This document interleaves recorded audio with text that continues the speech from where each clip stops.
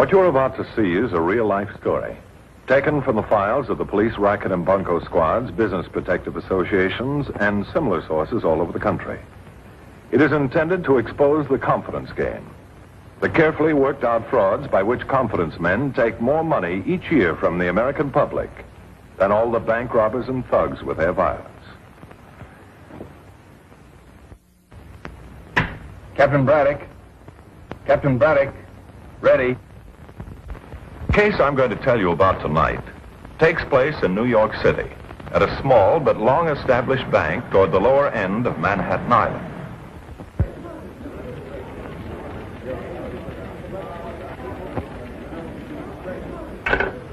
Yes? I'm looking for a position, sir. I'm an accountant. John Williams. I don't think we have anything at the moment, Mr. Williams. Sorry. I'd make a good teller, sir. Fast, accurate. I don't mind long hours. I can get along on very little. Why won't you give me a job? I can figure circles around anybody working here with my eyes blindfolded. I'm sorry, Mr. Williams. Perhaps you came back, say, after the first of the year. Oh, Mr. Vermillion, good morning. Morning.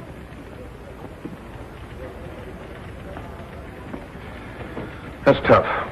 You know him? No, but I hate to see a man begging for a job, that's all. It's real tough. In a way. I always heard you bankers had hard hearts. A reputation that's undeserved. There's good reason for turning him down. Is that so? I couldn't put him on. He served 5 years in Sing Sing for his part in one of the biggest embezzlements I can remember. The Havenstride Manufacturing Company scandal. You remember? Havenstride. Had something to do with juggling the books, didn't it? The most expert juggling in accounting history, my auditors say. And that man did it? The man who was just in here? That's the man. Pity the way some men of genius waste their talents. Weak moment, brilliant career, gone to smash. What'd you say his name was again? Williams? That's the name he's using now. His right name is Martin Kelso. Here's his card. He's in here 6 months ago and left it with me.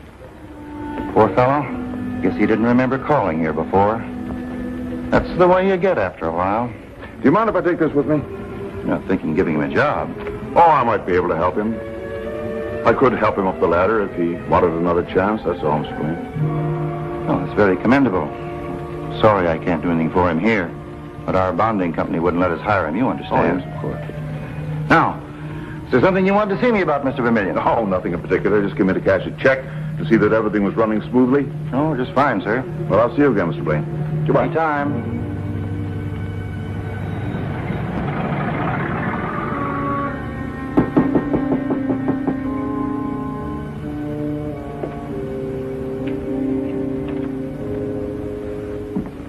You Martin Kelso? Yes? My name is George Vermillion. I'd like to talk to you. What about? I think I can help you. May I come in? Well, what's this about? Well, you might at least offer me a chair. I was at the bank this morning, Kelso, when you asked for a job. Well? How would you like to get back on your feet? It's your own line of work. You at the bank, you know what chance I've got. What's on your mind? You're pretty good at juggling financial records, my friend. The Havenstride affair, I mean. Oh, I see. Oh, thanks, Mr. Vermillion. I made a mistake and I paid for it.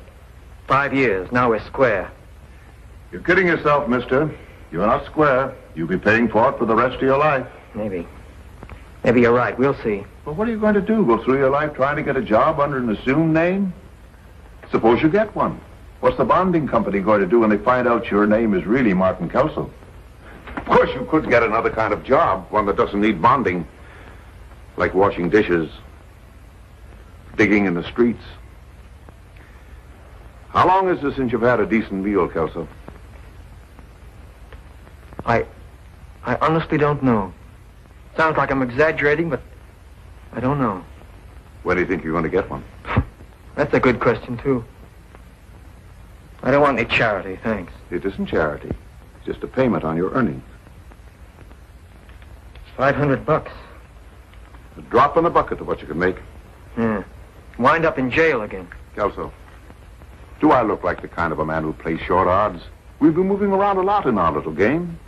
There's no chance of anything going wrong. What's the racket? Please, Mr. Kelso, you get your coat and come with me. You better get yourself some decent clothes. Have you got a good-looking suitcase? Yeah, I got one, but it's pretty short. Well, get a new one. Expensive. Where are we going? Well, I'm going first. To a little New England town called Dollarsburg, whimsically enough. I'll send for you later when I want you. You ready? All set.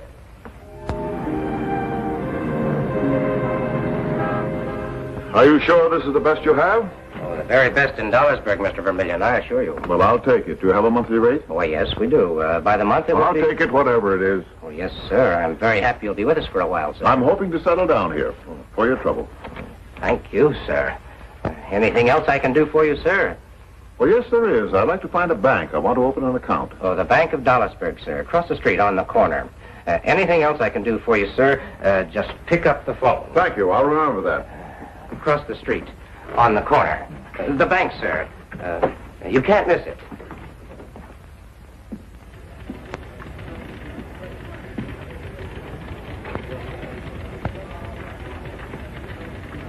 Good afternoon. Good afternoon, sir. I'd like to open a new account. Either one of the tellers will help you. Well, if I may, I'd like to see the president of the bank. My name is George Vermillion from New York. Well, I'm afraid he's rather busy right now. I'd appreciate it if he'd give me a few moments of his time. I'd like to deposit a rather large amount of money. Well, in that case, come with me. Thank you.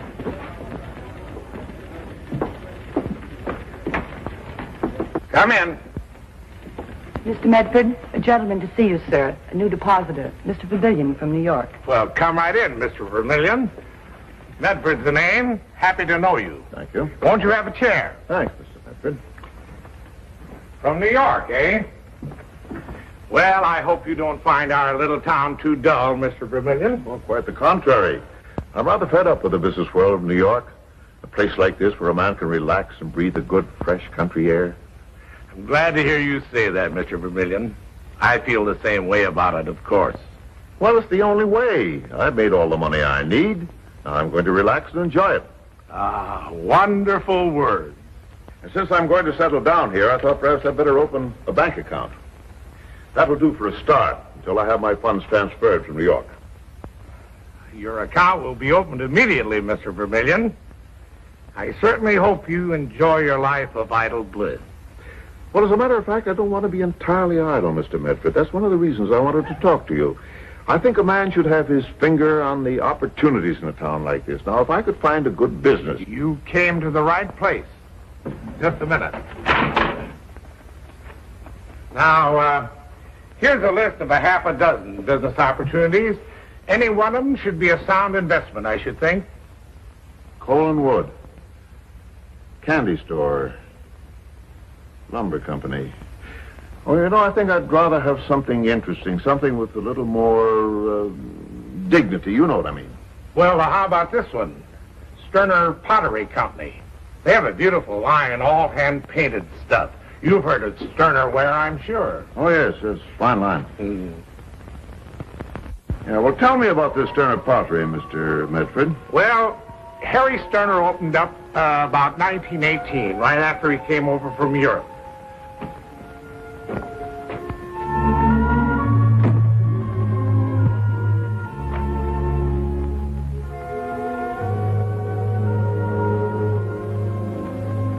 Bunny, I'm home. Hello, Papa. How did it go today? Pretty good, pretty good. Thank you, Bunny.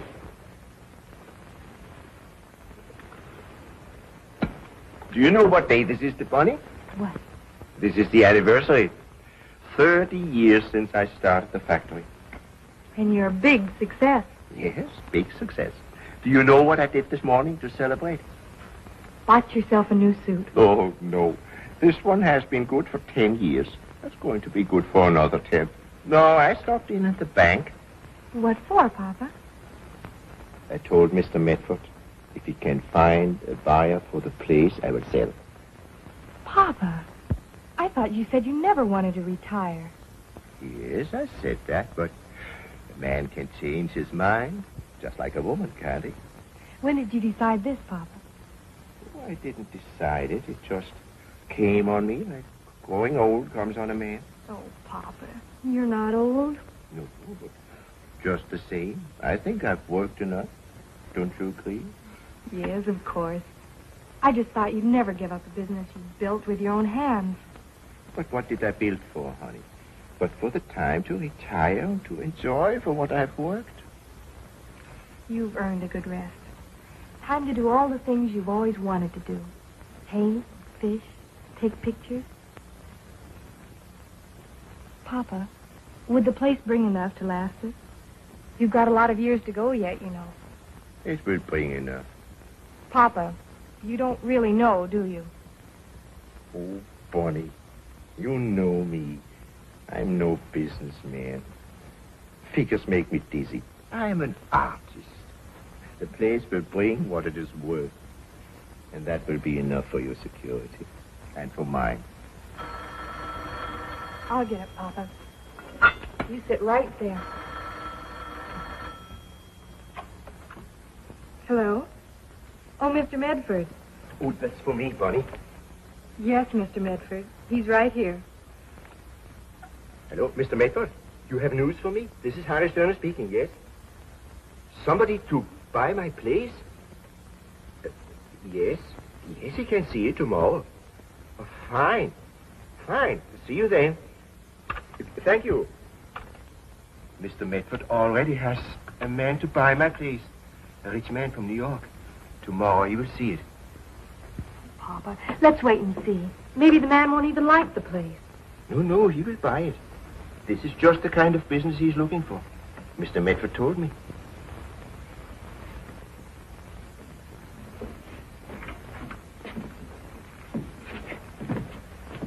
Well, how did you like it, Mr. Vermillion?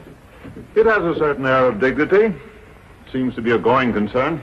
Only high-class merchandise we manufacture. Every piece designed by Harry Sterner. Well, the price was right. Well, for cash, I would let you have it at a very good price. Let's say, a very good price. I'll have my bookkeeper go over the books, and then... Well, if you don't mind, I'd like to have my own auditor go over the books. You understand. Oh, of course I understand. You have to protect yourself. That's only proper. I told you Mr. Sterner wouldn't give us any trouble. Did you have anyone in particular in mind, or could I have one of my bank auditors draw up a report for you? No, I think I'd like to have my own man come down from New York. He's been handling my affairs for years, one of the top auditors of the country. Sterner Pottery Company. What's that name again, please? Just a minute. It's long distance. New York. For a Mr. Vermillion. Oh, this is Mr. Vermillion, right here. Thanks. Now, shh, everybody. Long distance. Hello. George Vermillion speaking. Hello, George. Martin. How's everything going? Oh, Caswell. Well, it's good to hear your voice. My New York attorney. How in the world did you know I was out here? Oh, yes, I do remember leaving word at the hotel. Did you ever close that deal on the Trans-Western Railroad? It was a cinch. They wanted to hand us the whole railroad in a silver platter, but I said, no, keep your old train. Ready for me yet? Oh, fine. That means I get the whole $400,000 in cash. And that liquidates all my holdings.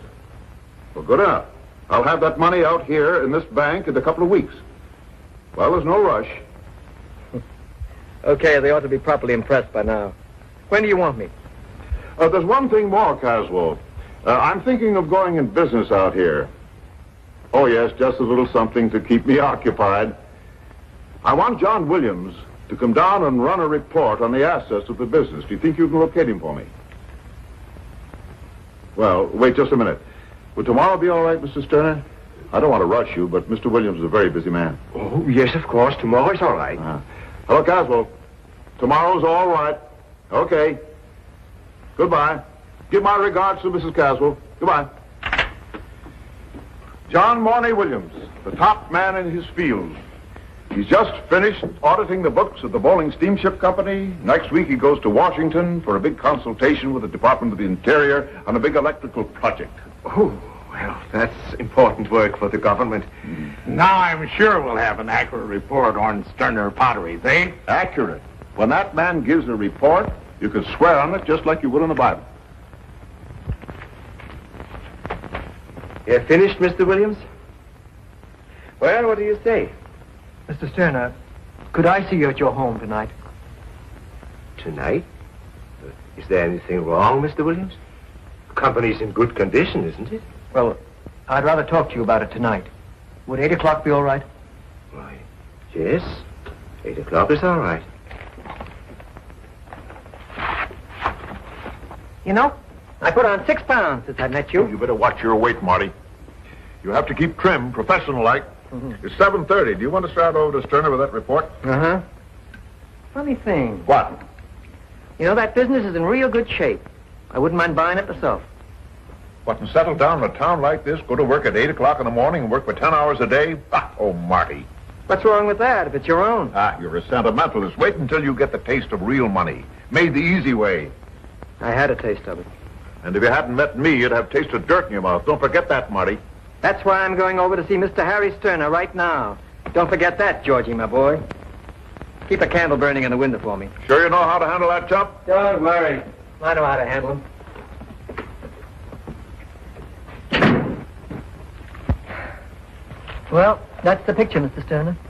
I'm afraid I couldn't possibly advise anyone to buy your company, the shape it's in. Are you sure, Mr. Williams? Figures don't lie. Here you are, Papa. Mr. Williams, nice and gold. You'll have to drink it from a stein. Papa thinks it's sacrilegious to put beer in anything else. What's the matter, Papa? Are you all right? Not so good, darling. I was just telling your father I couldn't possibly advise my client to buy his business, the shape it's in. Just a bunch of debts and liabilities. But how's that possible? Everything's been going so well. To someone untrained in financial matters like your father, perhaps. But my report said otherwise, I'm sorry to say. See for yourself. I don't understand these things very well, Mr. Williams. And I don't understand how Father could possibly let the business go down so badly. He should have employed an accountant to help him with the financial end. Your father isn't very much of a businessman, I'm afraid. I know, but he had Mr. Closser. Mr. Closser? He keeps my books ever since I opened the shop. You saw him in the office. Oh, yes. You mean that bookkeeper? Yes. Well, I'm afraid I must be running along now. You know, if I were you, Mr. Sterner, I'd get myself a good lawyer. The best I could afford. A lawyer? What do I need a lawyer for, Mr. Williams? In case your creditors throw you into bankruptcy or try to throw you into jail. Jail? What for? Don't you know? For trying to dispose of property without regard for the rights of creditors. That's what the law calls malum prohibitum. It's almost an open and shut case. But I did not mean to cheat anybody, Mr. Williams.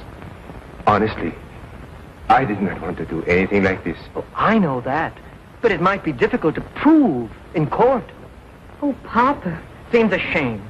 Harry Sterner, an honest man, a good man in trouble. And George Vermillion, a cheap, conniving, sharper, riding high. Doesn't seem right. I don't understand what you mean, Mr. Williams. He was going to put the squeeze on you. Force you to sell out for a quarter what the business is worth. He's got all kinds of ways. I'd like to show him just once. You mean he was going to cheat me? I don't believe that. Oh, he does it every time. I wish I could think of a way I could get back at him and help you out of this mess you're in at the same time. You have an idea? Look, Mr. Sterner, if you could pay me for my time, I could fix up a financial report on your business that would make Vermillion grab the company at a big fat price. It would mean a lot of work for me, but I'd be willing to do it. You would be willing? That isn't right, Papa. Wait, Bonnie. Mr. Williams, what would you charge me? No, Papa, I won't let you. Please, Bonnie. Mr. Williams, how much do you figure for your time? I'll tell you what. I'll do it for you for $5,000. $5,000? Young lady, do you know how much I get for drawing a financial report? Besides, consider your father be getting a small fortune for a business that's worth about one plug nickel. No, I won't let you, Papa. You heard what Mr. Williams said about going to jail. When Mr. Vermillion finds out, he'd go straight to the police. With what proof? I'm his financial advisor, remember? Shortly after the deal is closed, the report will be strangely missing. He won't be able to complain about a thing. Bonnie, Mr. Williams would not tell us wrong. He is a big accountant, working for the big steamship companies. I don't like it, but I can't argue with you. There is nothing to argue, Bonnie. You make that report, Mr. Williams, and I'll give you a check. Bonnie, the checkbook, please. But Can I make a check for $5,000? Do I have enough money? Yes, make it out to cash, so it can't be traced to me. Of course. This is very kind of you, Mr. Williams. Big, important men like you help out small businessmen in trouble. You are very kind. Nothing I wouldn't do for any small businessman, Mr. Sterner. $5,000. Pretty good for a start, eh, Martin? Yep, I told him you were a sharp operator. You know, I felt kind of sorry for that old fella. Well, he can afford the $5,000, you know that. Yeah, I suppose so. What are you going to do? What do you think I'm going to do? Get started on that report. Attaboy, Marty, old boy. You earn your half of this pretty little piece of paper, you dog. Say, this is an excellent report. Mr. Sterner has a prosperous little business, all right. Worth a good deal more than I ever suspected. Much more than one could tell from a cursory examination of the premises, Mr. Medford. And he'll sell it to me for how much? $200,000 cash. 200,000 was 275. I'd grab it right away if I were you. Are you kidding? I'm going to nail it down this afternoon. Will you have the cashier draw up a check for the amount of money I deposited with the bank? For the full amount that you deposited? Yes, the full amount. I want to be sure he doesn't change his mind. I see what you mean. Miss Earl. Yes? On the Vermilion account, have a cashier check made out for the full amount right away, will you? Right away, sir. Thank you, Mr. Medford. Well, John, how long will it take you to draw up the papers? Well, I'll see Caswell first thing in the morning and get him started. Should be ready by, the middle of next week. Well, that's fine. Now, don't you think you better get back to the hotel, start to pack if you're going to catch that afternoon train? I'll make it. Could you drive me to the station, George? Oh, sure. It's on the way to Sterner's anyway. Thank you, Mr. Medford. Thank you for everything. Oh, think nothing of it. It's business for my organization. Yes, there'll be plenty more when I have my funds transferred out here, and I really get going. Glad to have met you, Mr. Williams. Someday I hope you'll find time to work on the books of my bank. Thank you. You never can tell, Mr. Medford. You try now. I'll remind him of it. I have your check ready for you, sir. Is that the correct amount? Yes, that's correct. Thank you very much. I'll see you soon. We'll always be happy to serve you, Mr. Vermillion. Thank you very much.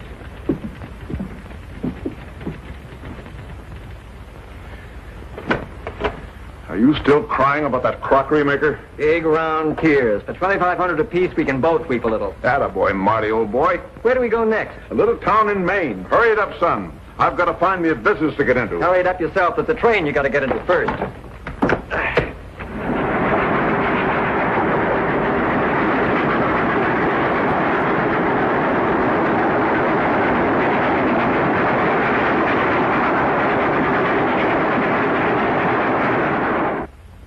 Well, that's the racket George Vermillion and Martin Kelso worked on unsuspecting small-town businessmen for almost 2 years. It didn't take much of their time, just a few days in most places, not more than a few weeks in others. They made themselves a small fortune, collecting as high as $10,000 in some cases. In fact, they did so well that eventually they worked themselves up into the really big numbers. That was the end of the trail for a couple of smart racketeers who found out they weren't quite smart enough to beat the law. Vermillion and Kelso are still doing time for grand larceny, but there might be other men working the same swindle. So be careful. It could happen to you. My word, what was that? Plane. Obviously, old boy, but who? National Airlines DC-7 does New York in less than 3.5 hours. I say, these star flights are quite the fastest. What? What? National Airlines, fastest to New York. Call your travel agent or 829661. Look at that halo, look, hey, look at that whistle clean hair. Hey, look at that halo, look, so fresh, so young, so fair. You get brighter, softer hair, and so let's go, everybody, halo, shampoo, halo. I'm closing this case now, or rather the courts will, but there'll be others, because that's the way the world is built. Remember, there are people who can slap you on the back with one hand and pick your pocket with the other. And it could happen to you.